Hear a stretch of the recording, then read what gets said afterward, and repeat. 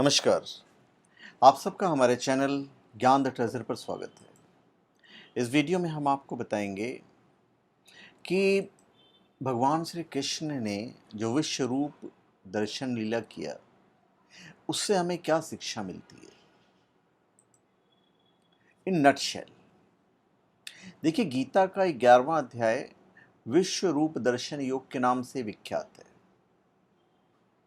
10वें अध्याय में भगवान श्री कृष्ण के मुखारविंद से उनकी विभूतियों को सुनकर अर्जुन ने उनसे उनके ईश्वरीय रूप को देखने की इच्छा प्रकट की थी, और अर्जुन की प्रार्थना पर भगवान श्री कृष्ण ने उसे अपना विश्व रूप दर्शन करवाया। अभी अहम बात यह है कि भगवान ने जो श्रीमद् भागवत जो वाचन किए हैं, अर्जुन ने अपने हिसाब से समझा, किसी और ने अपने हिसाब से समझा, किसी और ने अपने हिसाब से समझा। तो मैं छोटा सा पॉइंट पे भी आऊँगा बाद में। तो मायाधिपति श्री कृष्ण और माया सृष्टि के आरंभ में परम ब्रह्म परमात्मा श्री कृष्ण ने माया को अपने पास बुलाकर कहा था कि मैंने संसार की रचना कर ली है। ये मैं इसलिए बता रहा हूँ ताकि आपको उसका जो नटशेल में समझ में आना चाहिए कि भगवान का वो विश्व रूप हमें क्या बताता है। वो देखने के बाद अर्जुन पूछते हैं कि केशव, इस संसार वृक्ष में ब्रह्मा का स्थान क्या है। तो श्री कृष्ण कहते हैं कि ब्रह्मा इसकी मुख्य शाखा है और वेद इसके पत्ते हैं, और कहते हैं कि हे पार्थ, शब्द, स्पर्श, रूप, रस और गंध, ये पांचों इस वृक्ष की शाखाओं की कोपलों के रूप में है। तो इस माया वृक्ष को सत्य, रज और तम तीनों गुणों के जल से सींचा जाता है। आसक्ति का मारा मनुष्य इसी पेड़ की डालियों में उलझा रहता है, और ये वृक्ष अनादि है, अनंत है, और ये वृक्ष संसार की माया का प्रतीक है। अब हम इसको थोड़ा सा विस्तृत करते हैं। तो जब भगवान श्री कृष्ण ने या भगवान श्री विष्णु ने कहा कि भाई, अब मैंने तो संसार की रचना कर ली है माया, अब तू संसार को चला, तो माया कहते हैं कि भगवान मुझे स्वीकार है, किंतु मेरी एक प्रार्थना है। तो भगवान कहते हैं कि कहो क्या प्रार्थना है। तो माया कहते हैं कि प्रभु, इस संसार को चलाने के लिए जिन आकर्षणों की आवश्यकता है, वह तो सब के सब आपके पास है। उनमें से एकाध मुझे भी दें ताकि मैं जीवों को अपने जाल में फंसा कर रख सकूं। तो भगवान कहते हैं कि बोलो क्या चाहिए। तो माया कहते हैं, प्रभु आप आनंद के सागर हैं और मेरे पास दुख के सिवाय क्या है। तो कृपया आप उस आनंद के सागर की एक बूंद मुझे भी दे दें, ताकि मैं उस बूंद का रस संसार के इन समस्त जीवों में बांटकर उन्हें अपने वश में रख सकूं। अन्यथा वो मेरी बात तो मानेंगे ही नहीं और सीधे आपके दरबार में पहुंच जाएंगे। अब भगवान ने अपने आनंद की सागर की एक बूंद माया को देकर कहा कि जा, इस बूंद को 5 भागों में विभक्त करके मनुष्य को बांट दे।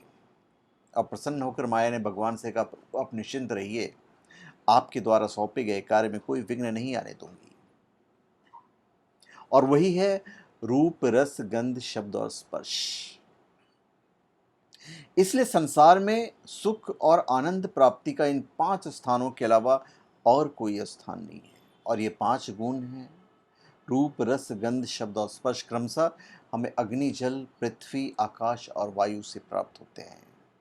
माया के 5 स्थान हैं, 5 ज्ञानेंद्रियां हैं, और इन्हीं 5 तत्वों से शरीर की रचना हुई है। इन्हीं 5 तत्वों को ग्रहण करने के लिए भगवान ने हमें आँख, नाक, कान, जिह्वा और त्वचा दी है। ये 5 ज्ञानेंद्रियां दे रखी हैं। तो आप समझ गए होंगे कि नासिका के द्वारा हम पृथ्वी के गंध रूपी गुण को, जिह्वा के द्वारा जल के रस रूपी गुण को, कानों के द्वारा आकाश के शब्द रूपी गुण को, और आंखों के द्वारा अग्नि के रूप गुण अर्थात सुंदरता को, और त्वचा द्वारा वायु के स्पर्श गुण को ग्रहण करते हैं।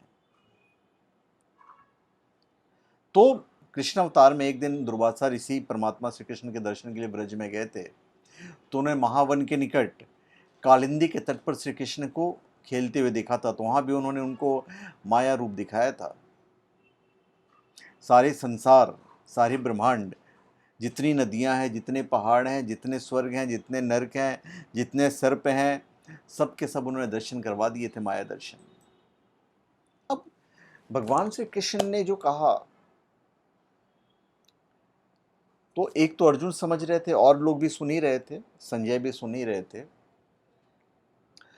और भी एक दो लोग सुन रहे थे। तो अब धृतराष्ट्र ने क्या समझा, जब संजय ने उन्हें कहा ये सब सारी बातें, संजय कृष्ण के मुंह से बात सुनकर ना जाने क्यों बड़े प्रसन्न हुए।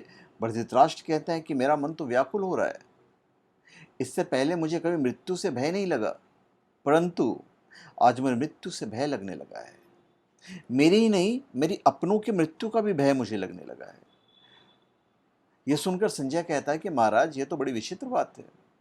द्वारकाधीश श्री कृष्ण तो अर्जुन और हर मनुष्य के मन से अपनी और अपनों की मृत्यु का भय निकालने के उद्देश्य से उपदेश दे रहे हैं, और आप डर रहे हैं। तो ये सुनकर धृतराष्ट्र कहते हैं कि फिर मेरा मन क्यों कांप रहा है, एक ही उपदेश का विपरीत प्रभाव क्यों पड़ रहा है। अर्जुन का मन शांत होता जा रहा है और मेरा मन अशांत होता जा रहा है। तब संजय कहता है कि महाराज, किसी बात का किसी व्यक्ति पर क्या प्रभाव पड़ेगा, इसका आधार तो उस व्यक्ति की भावनाओं पर निर्भर करता है। यदि मन में कोई भय कुंडली मार बैठे हैं, तो सच्ची और कड़ी बात पर ऐसे ही फन उठाता है जैसे नाग लाठी को देखकर। परंतु आप क्यों व्याकुल हो रहे हैं, हर एक की मृत्यु एक न एक दिन तो निश्चित ही है। तो भाई अब ये है कि उन्होंने क्या शिक्षा दिया हमें, बहुत ही नटशेल में उन्होंने शिक्षा दिया है भगवान श्री कृष्ण ने रूप दिखाकर। क्योंकि यही एक ऐसा ग्रंथ है जिसमें लीला पुरुषोत्तम श्री कृष्ण ने अपने परम भक्त अर्जुन को अपने विराट रूप का दर्शन दिया है, और अर्जुन को शिक्षा दी है कि मैं ही सब कुछ हूं, मैं ही सब कुछ हूं। दिव्य ज्ञान को प्रदान करने के लिए अर्जुन को यह दिव्य रूप दिखाया और कहा कि अनन्य भक्ति द्वारा ही मैं प्राप्त हूं। जब व्यक्ति ईश्वर को ही सब कुछ समझने लगता है, तब वह एकमात्र उन्हीं का भक्त हो जाता है। और यही मानव जाति के प्रति भगवान श्री कृष्ण का विराट रूप दर्शन लीला का दिव्य संदेश है। तो मैं ही सब कुछ हूं, संसार में सब मेरा ही स्वरूप है, और मेरे अतिरिक्त जो भी दिखाई दे वास्तव में वो भ्रम है। अनन्य भक्ति द्वारा ही मैं प्राप्य हूं, मतलब प्राप्त हूं। इसलिए जो मेरे लिए कर्म करने वाला है, मेरे परायण, मेरा भक्त, अनासक्त तथा सब प्राणियों में वैर रहित होता है, वही मुझे प्राप्त होता है। यही संदेश उन्होंने दिया है विश्व रूप दर्शन लीला से। तो धन्यवाद, आप सबका हमारे चैनल पर स्वागत है। आप हमारे चैनल पर सब्सक्राइब करें और अपने कमेंट दीजिए। धन्यवाद।